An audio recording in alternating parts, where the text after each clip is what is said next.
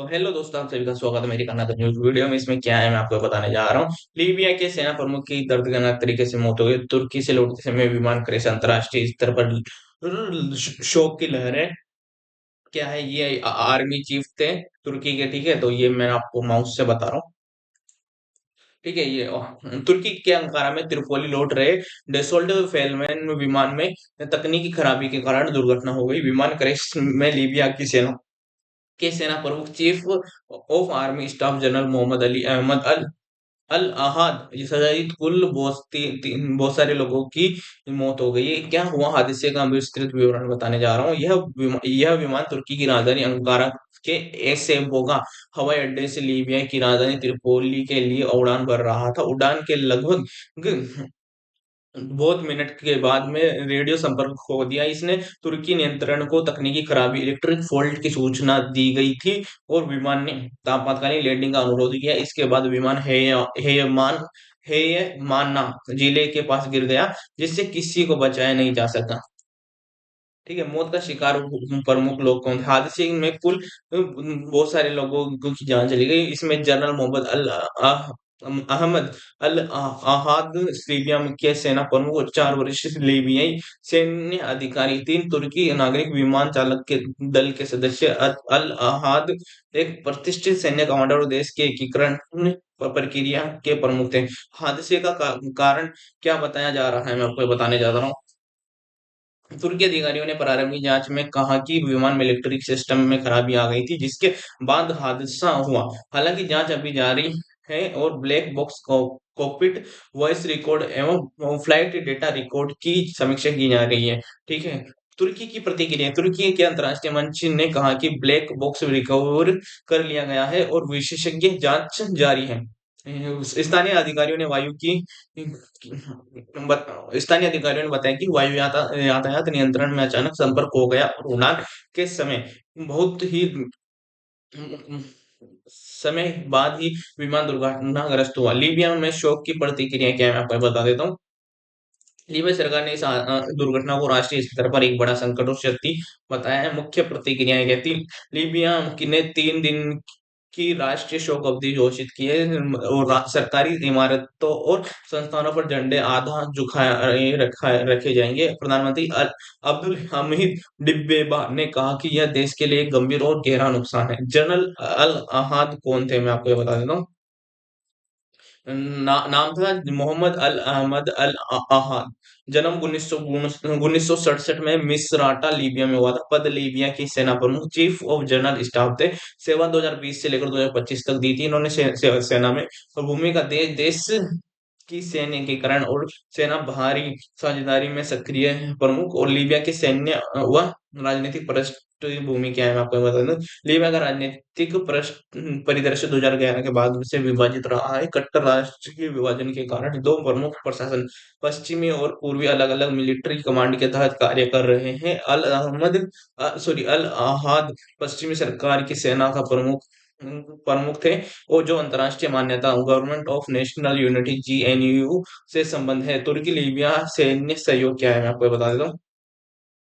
अल हाद तुर्की में उच्च स्तरीय रक्षा वार्ता में भाग लेने आए थे, जहां दोनों देशों के सैन्य अधिकारी नियमित सहयोग चर्चा करते हैं। तुर्की ने पिछले वर्षों में लीबिया की रक्षा सहयोग में व्यापक भागीदारी दिखाई, जिसमें प्रशिक्षण, सैन्य साझेदारी और रणनीतिक समझौते शामिल हैं।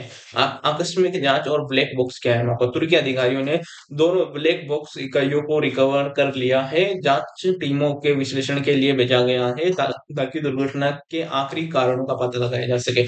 हादसे का व्यापक प्रभाव क्या हुआ? यह दुर्घटना लीबिया के सैन्य ढांचे और राष्ट्रीय सुरक्षा व्यवस्था पर गहरा प्रभाव छोड़ सकती है। विशेषज्ञों के अनुसार सेना की एकीकरण प्रक्रिया में व्यवधान, क्षेत्रीय सुरक्षा संतुलन पर अस्थिरता, सैन्य नेतृत्व में अचानक कमी और अंतर्राष्ट्रीय भागीदारी के साथ सहयोग पर असर।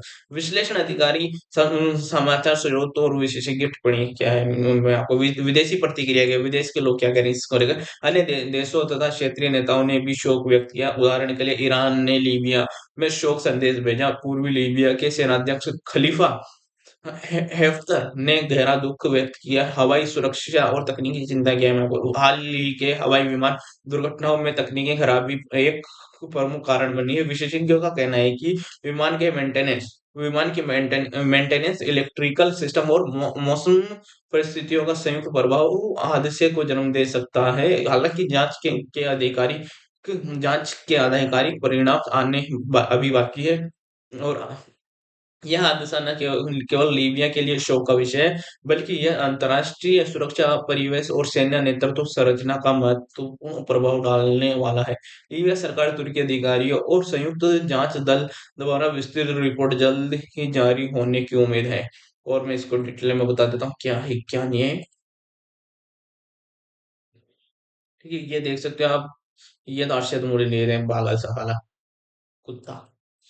इस वक्त की सबसे बड़ी और दुखद अंतर्राष्ट्रीय खबर लीबिया और तुर्की से आने सामने आ रही है। लीबिया के सेना प्रमुख, देश के वरिष्ठ और सैन्य अधिकारी इस दुनिया में नहीं रहे। तुर्की से लौटते वक्त उनका विमान भीषण हादसे का शिकार हो गया। इस दुर्घटना में लीबिया के आर्मी चीफ समेत कुल 8 लोगों की जान चली गई है। यह सिर्फ एक विमान दुर्घटना नहीं यह लीबिया की सैन्य व्यवस्था, उसकी राजनीतिक स्थिरता और पूरे मध्य पूर्व की राजनीतिक स्थिरता को झकझोर देने वाली है।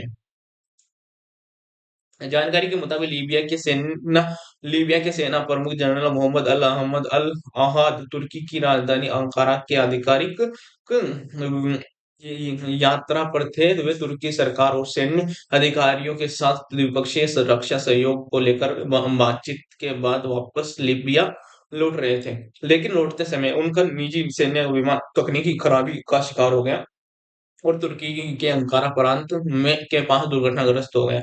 और इस हादसे ने पूरे लीबिया को शोक में डुबा दिया है। क्या हुआ उड़ान के दौरान विमान क्यों गिरा और इस मौत के क्या होंगे दूरगामी असर। हाँ, हमारे संवाददाता मैं आपको डिटेल में बताने वाला हूँ इसमें क्या है क्या नहीं है, क्योंकि ये सब चीजें मैं आपको डिटेल में बताने वाला हूँ। विमान ने अंकारा के एसेबोगा एयरपोर्ट से उड़ान भरी थी। सब कुछ जो सामान्य लग रहा था, लेकिन उड़ान भरने के करीब 40 मिनट बाद अचानक एयर ट्रैफिक कंट्रोल से विमान का संपर्क टूट गया। तुर्की अधिकारियों के अनुसार पायलट ने रेडियो पर सूचना दी थी कि विमान में इलेक्ट्रिकल सिस्टम फेल हो रहा है। पायलट ने आपात लैंडिंग की अनुमति भी मांगी, लेकिन उससे पहले ही विमान अंकारा में के ग्रामीण इलाकों के सॉरी ग्रामीण इलाके में तेज धमाके के साथ जमीन से टकरा गया। हादसा इतना भीषण था कि विमान का मतलब लगभग 3 किलोमीटर तक फैल गया। मौके पर ही सभी यात्रियों की मौत हो गई। कौन थे जनरल अल अहाद, मैं आपको ये बता देता हूँ। जनरल मोहम्मद अली अहमद अल अहाद लीबिया के सेना के चीफ और जनरल स्टाफ थे। वे सिर्फ एक सैन्य अधिकारी नहीं थे, बल्कि लीबिया की सैन्य एकीकरण प्रक्रिया के मुख्य स्तंभ माने जाते थे। 2011 में मुअम्मर गद्दाफी के पतन के बाद लीबिया गृह युद्ध और राजनीतिक विभाजन से जूझता रहा। देश में अलग अलग सैन्य गुट बन गए। अल अहाद उन गिने चुने नेताओं में थे जो सेना को एकजुट करने की कोशिश कर रहे थे। लीबिया की राजनीति और सेना का संकट क्या है, मैं आपको ये बता देता हूँ। लीबिया फिलहाल में बड़े दो बड़े राजनीतिक धड़ों में बटा हुआ है। एक तरफ पश्चिमी लीबिया और अंतर्राष्ट्रीय मान्यता प्राप्त सरकार, और दूसरी तरफ पूर्वी लीबिया की शक्तियां। जनरल अल अहाद पश्चिमी लीबिया की सरकार को सबसे भरोसेमंद सैन्य नेता थे। उनकी अचानक मौत से लीबिया की सेना कमांड में बड़ी खालीपन खालीपन पैदा हो गया है। तुर्की लीबिया संबंधों का महत्व क्या है, मैं आपको ये बता देता हूँ। तुर्की लीबिया की राजनीति और सुरक्षा में पिछले कई वर्षों से अहम भूमिका निभा रहा है। सैन्य प्रशिक्षण, हथियार और सहयोग और रणनीतिक समझौतों में तुर्की लीबिया का प्रमुख साझेदार है। अल अहाद की तुर्की यात्रा इसी सहयोग को और मजबूत करने के लिए थी। हादसे की वजह तकनीकी खराबी या कुछ और। तुर्की सरकार का कहना है कि प्रारंभिक जांच में विमान में इलेक्ट्रिकल फ्लो फेलो फेलियोर सामने आया है। ब्लैक बॉक्स बरामद कर लिया गया है। फ्लाइट डेटा रिकॉर्डर और कॉकपिट वॉइस रिकॉर्डर की जांच जारी है। हालांकि अंतर्राष्ट्रीय विशेषज्ञ इस हादसे को लेकर सवाल भी उठा रहे हैं। साजिश की आशंका क्या है, मैं आपको बता देता हूँ। मध्य पूर्व में राजनीति और सैन्य संतुलन अक्सर रहस्यमय घटनाओं से जुड़ा रहा है। अल अहाद की मौत ऐसे वक्त पर हुई है जब लीबिया में सैन्य पुनर्गठन चल रहा था। हालांकि अब तक किसी भी तरह की साजिश की पुष्टि नहीं हुई है। लीबिया में शोक की लहर कायम है। लीबिया सरकार ने 3 दिन का राष्ट्रीय शोक घोषित किया है। सरकारी इमारतों पर झंडे आधे झुका दिए गए हैं। प्रधानमंत्री ने कहा यह सिर्फ एक व्यक्ति की नहीं बल्कि पूरे राष्ट्र की क्षति। अंतर्राष्ट्रीय प्रतिक्रिया डिटेल में बताते हैं कुछ। सॉरी, कई कई देशों ने लीबिया के प्रति संवेदना व्यक्त की है। मध्य पूर्व अफ्रीका और यूरोप के नेताओं ने इसे क्षेत्रीय स्थिरता के लिए एक बड़ा झटका बताया है। विशेषज्ञ क्या कहते हैं डिटेल में बता देता हूँ आपको। ये सुरक्षा विशेषज्ञों का मानना है कि इस हादसे के बाद लीबिया की सैन्य रणनीति प्रभावित होगी। सेना के एकीकरण की प्रक्रिया धीमी हो सकती है। राजनीतिक तनाव बढ़ सकता है। बाहरी ताकतों का हस्तक्षेप बढ़ सकता है। जनरल अल अहाद लीबिया की सैन्य व्यवस्था का संतुलन थे। उनकी मौत सिर्फ एक दुर्घटना नहीं बल्कि एक राजनीतिक झटका है।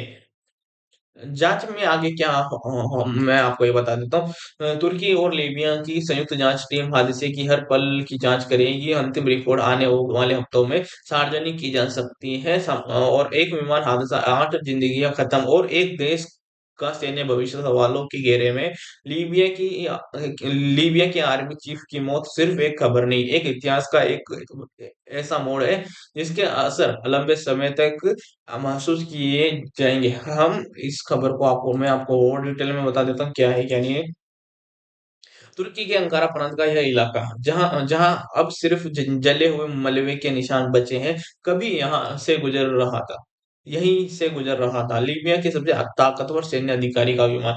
चारों तरफ सन्नाटा है, सुरक्षा बल तैनात है और जांच एजेंसियां हर छोटे से छोटे सबूतों को खंगाल रही है। वहां पर बहुत सारी आर्मी ऑफिसर्स हैं। ठीक है, हादसे के बाद का मंजर क्या है? स्थानीय लोगों के मुताबिक हादसे से पहले आसमान में तेज आवाज सुनाई दी। कुछ ही सेकंड में एक भयानक धमाका हुआ और आग का गोला जमीन से टकराया। दमकल विभाग और आपातकालीन टीमें मिनटों में मौके पर पहुंची, लेकिन तब तक सब कुछ खत्म हो चुका था। विमान और उड़ान की तकनीकी जानकारी के एक मल्टी इंजन मिलिट्री जेट था जिसका इस्तेमाल वीवीआईपी और सैन्य मिशनों के लिए होता है। विशेषज्ञों के अनुसार इस तरह के विमान बेहद सुरक्षित माने जाते हैं, लेकिन अगर इलेक्ट्रिकल सिस्टम पूरी तरह फेल हो जाए तो पायलट के पास बहुत कम समय बचता है। इलेक्ट्रिकल फ्लोयर क्या होता है मैं आपको बता। इलेक्ट्रिकल फ्लोयर का मतलब है नेविगेशन सिस्टम बंद और communication fail, control panel black और ऑटो पायलट निष्क्रिय। ऐसी स्थिति में विमान ब्लाइंड हो जाता है। विमान विशेषज्ञ मानते हैं कि अगर फ्लो फ्लो सॉरी फेल्योर अचानक हुआ हो तो पायलट के पास बचने का मौका लगभग नहीं के बराबर होता है। जांच एजेंसियों की थ्योरी क्या है मैं आपको ये बता देता हूँ। जांच एजेंसियां 3 एंगल से मामले को देख रही है, जैसे तकनीकी खराबी, मानवीय त्रुटि, बाहरी हस्तक्षेप या साजिश। हालांकि अभी तक तीसरे एंगल की कोई ठोस पुष्टि नहीं हुई है। मध्य पूर्व में क्यों अहम है यह मौत, मैं आपको ये बता देता हूँ। जनरल अल अहमद सिर्फ लीबिया के अधिकारी नहीं थे, वे मध्य पूर्व के सैन्य राजनीति का एक अहम चेहरा थे। वे तुर्की के करीबी पश्चिमी देशों के भरोसेमंद और लीबिया के सैन्य एकीकरण के सूत्रधार थे। उनकी मौत से क्षेत्रीय संतुलन डगमगा सकता है।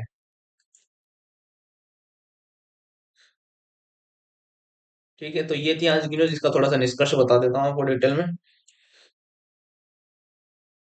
इसमें अगर एक विमान गिरा, 8 जिंदगियां गई और एक दिन नए सवालों के सामने खड़ा है। क्या यह सिर्फ हादसा था या इतिहास ने एक नया मोड़ ले लिया है? इस सवाल का जवाब वक्त देगा, हम आपको को अपडेट देते रहेंगे, आगे कुछ होगा तो मैं आपको बताता रहूंगा।